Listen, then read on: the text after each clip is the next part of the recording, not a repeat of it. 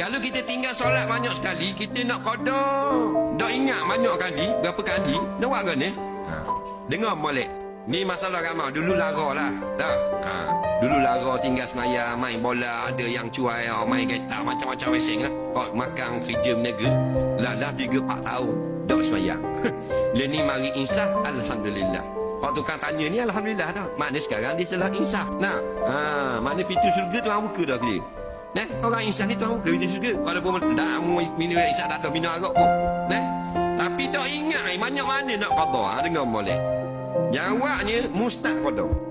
Bayar dulu. Ada masa qada semayang. Dah tu tak tahu banyak mana.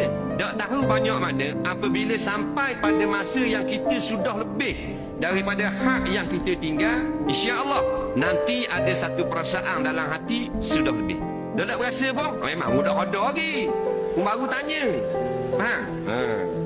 Qada lah dulu, qadanya tidak tanya kamu. Start kita qada, dia akan ada satu perasaan. Insya-Allah Tuhan akan beri rasa lebih dah. Bila lebih dah menjadi sedekah. Berhenti setakat tu.